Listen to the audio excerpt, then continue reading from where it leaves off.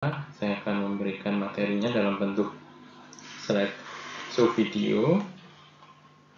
Ya, ini mengupas tentang jurnal yang Anda telah dalami tentang kuasi eksperimen.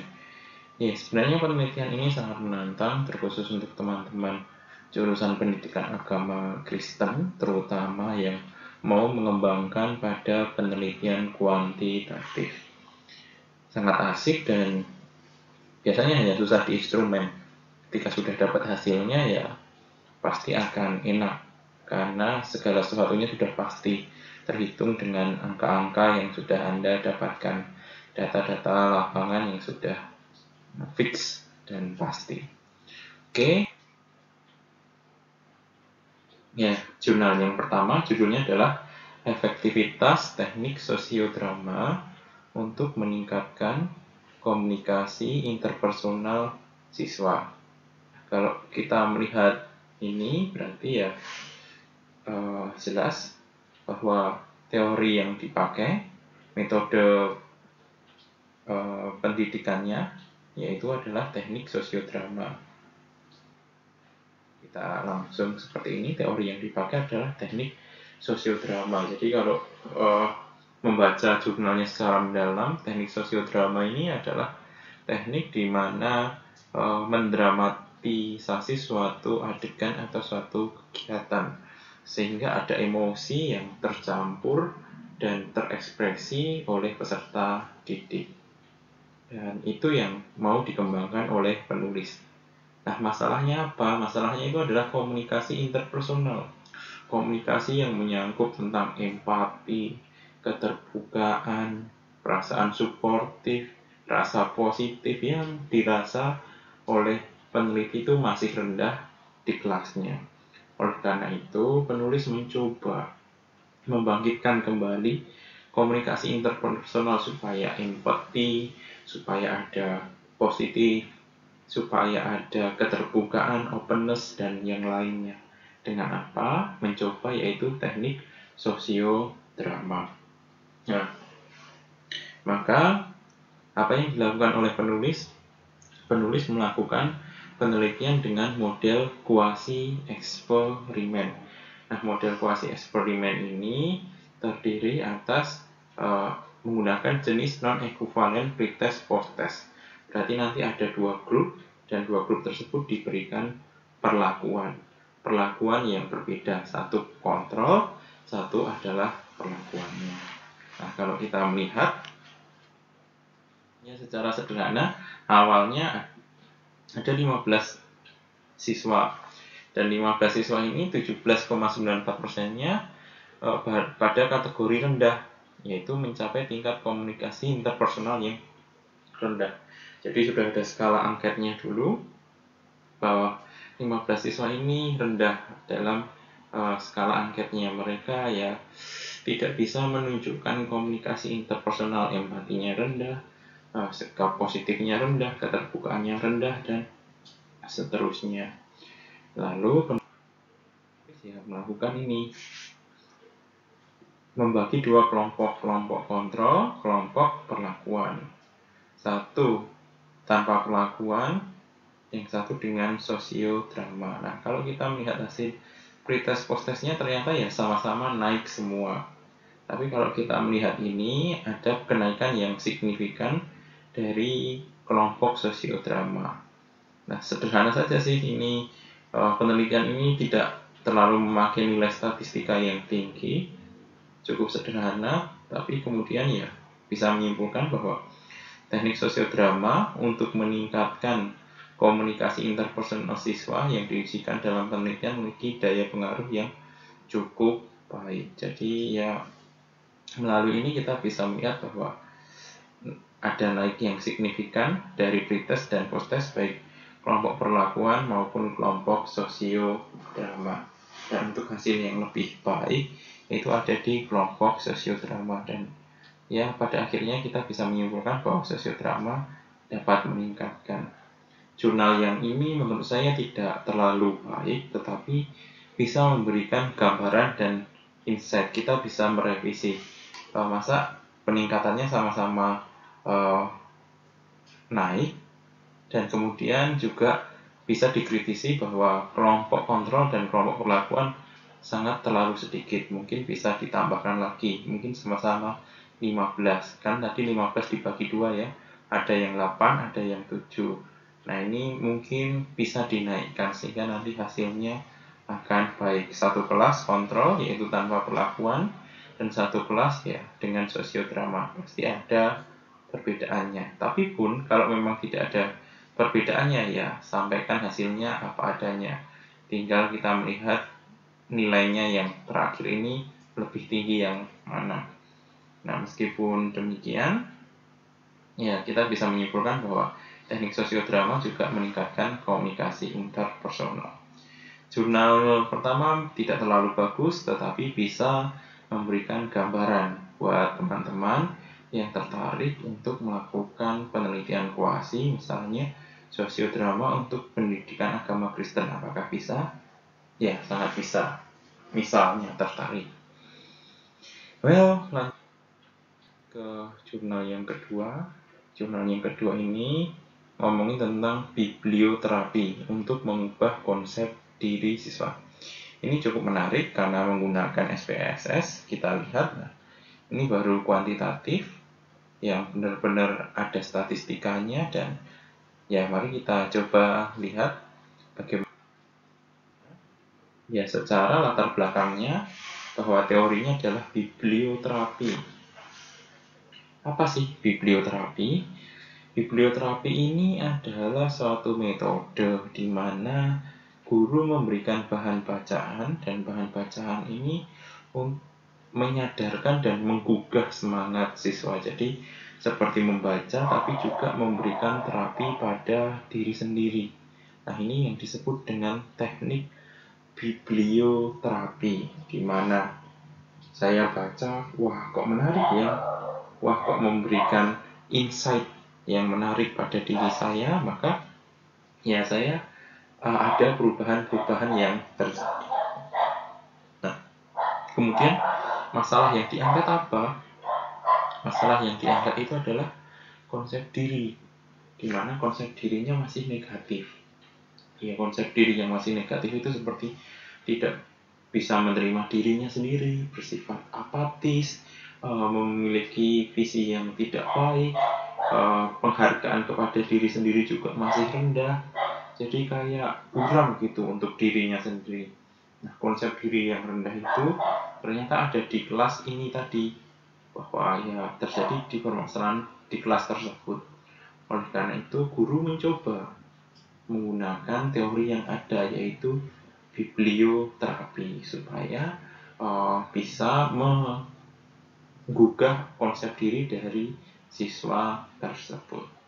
Nah, apa yang digunakan? Yang digunakan adalah model kuasi non-equivalent pretest post-test control group design.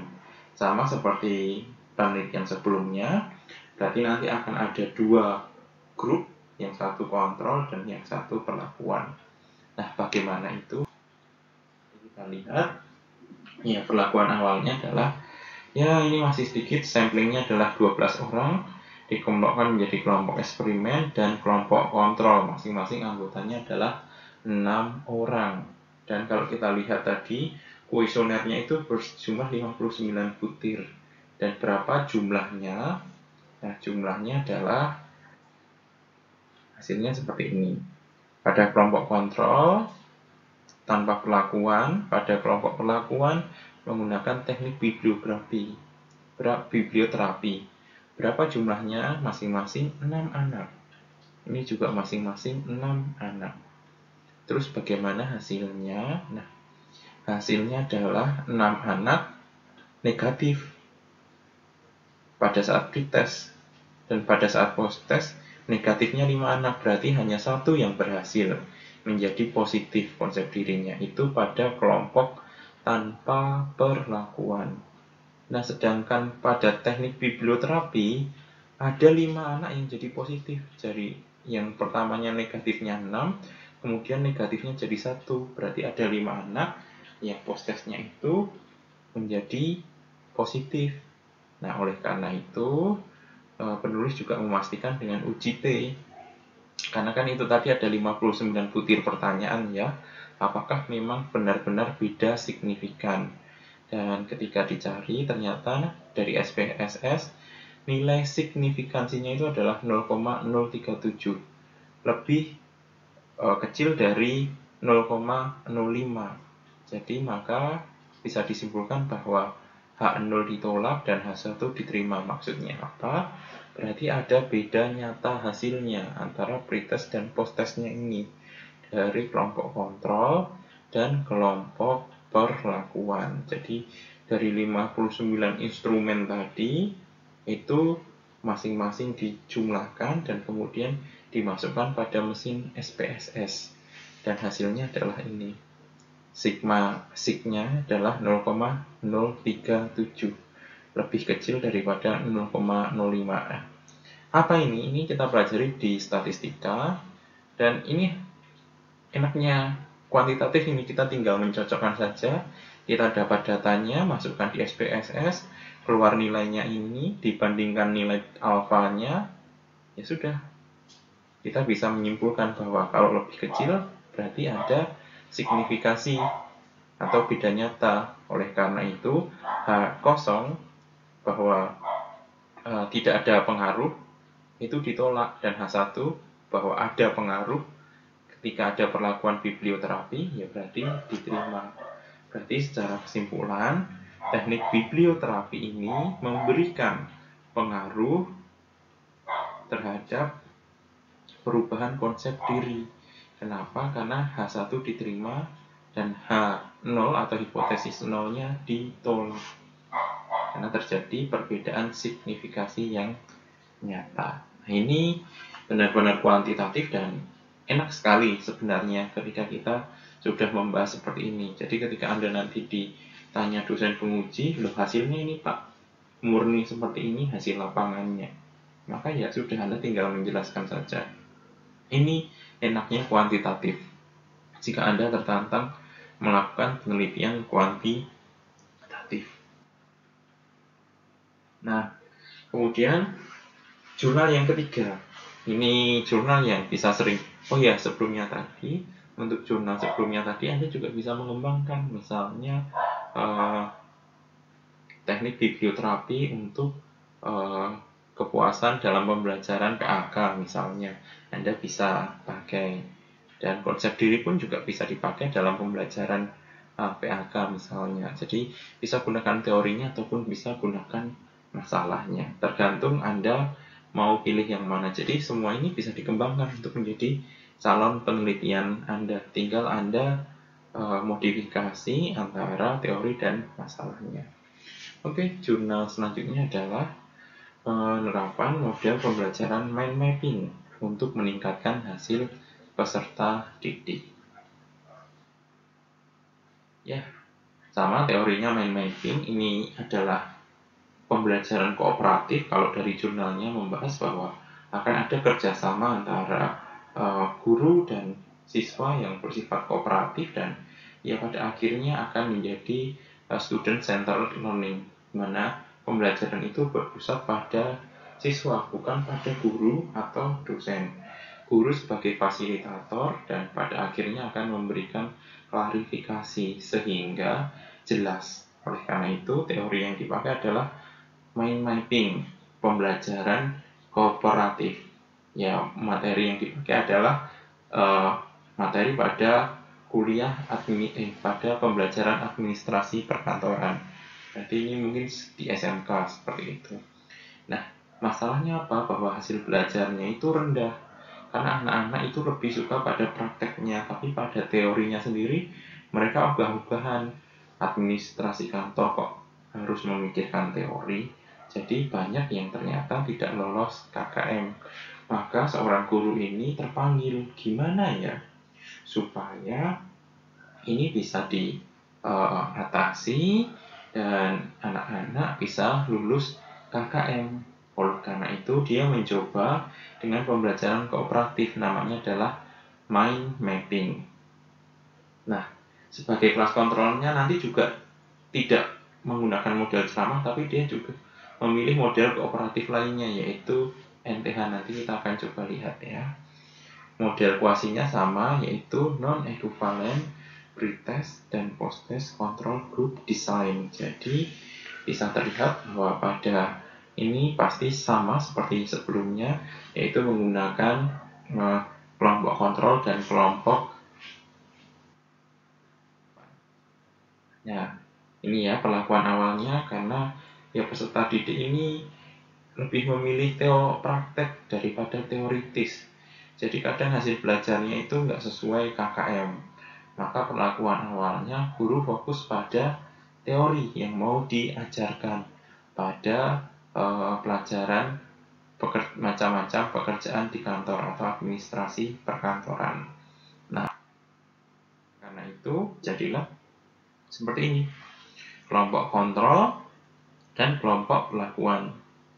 Kelompok kontrol menggunakan kelas 10 AP administrasi perkantoran 4, jumlah siswanya 38, dan kelompok mind mapping menggunakan kelas 10 administrasi perkantoran 1 dengan jumlah siswa 36. Nah, kelompok kontrol ini menggunakan number head together.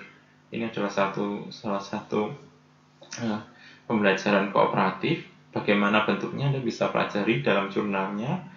Kalau mind mapping berarti ya mind mapping dengan mapping ini nanti akan berkembang jadi apa dan seterusnya. Nah, ini kelompok kontrol dan ini kelompok perlakuan. Kemudian dari skala sikapnya, Likert didapatkan hasil dari kuesionernya disebar, maka dapat hasil seperti ini bahwa T hitung lebih besar dari T tabel. Sama juga kelompok perlakuan. Nah, ini benar-benar secara jujur penulis melaporkan hasilnya bahwa T hitung lebih besar dari T tabel. Sama juga pada tempat ini bahwa T hitung lebih besar dari T tabel. Sehingga ini bisa disimpulkan tidak ada perbedaan nyata. Kalau yang tadi kan ada perbedaan-perbedaan nyata ya. Nah, kalau ini tidak terdapat perbedaan nyata. Kenapa? Karena sama-sama menggunakan cooperative learning. Harusnya kelompok kontrol ini mungkin menggunakan metode yang biasanya ceramah kah atau yang lainnya, sehingga bisa terlihat perbedaannya. Tetapi sang peneliti menyandingkannya dengan kooperatif lainnya. Jadi ingin melihat bagaimana yang paling bagus dari antara model kooperatif ini, apakah mind mapping dan NHT. Nah, kalau kita lihat dari nilai T hitungnya, ya kita melihat bahwa nilai paling tinggi ada di mind mapping. Jadi ya menggunakan mind mapping lebih bagus daripada NHT, tetapi pada kesimpulannya keduanya ini memberikan pengaruh yang nyata. Jadi tidak ada perbedaan antara keduanya saat pretest dan post-test sama-sama mengalami kenaikan. Tapi mana yang signifikan? Yang signifikan adalah dengan pada perlakuan mind mapping. Nah, ini Anda bisa kembangkan tuh misalnya model kooperatif. Contohnya metodenya apa? Karena banyak sekali model kooperatif tadi, group investigation, mind mapping, number head together, dan seterusnya. Anda bisa itu kembangkan ke pendidikan agama Kristen di materi apapun, sehingga Anda bisa melihat apakah ada peningkatan yang signifikan pada hasil belajar siswa. Nah, ini beberapa jurnal yang telah kita review, dan harapannya dari jurnal-jurnal ini Anda itu bisa mengembangkan menjadi sebuah judul penelitian yang baru, judul penelitian kuasi eksperimen dengan pendekatan kuantitatif. Dan pada intinya, jangan takut kalau Anda mau menggunakan penelitian kuantitatif. Jadi enak sekali kalau kuantitatif karena pasti dan jelas. Sampai di sini semoga bisa dipahami. Jika ada pertanyaan mungkin bisa nanti dicek di kolom kelas ya. Tuhan Yesus memberkati.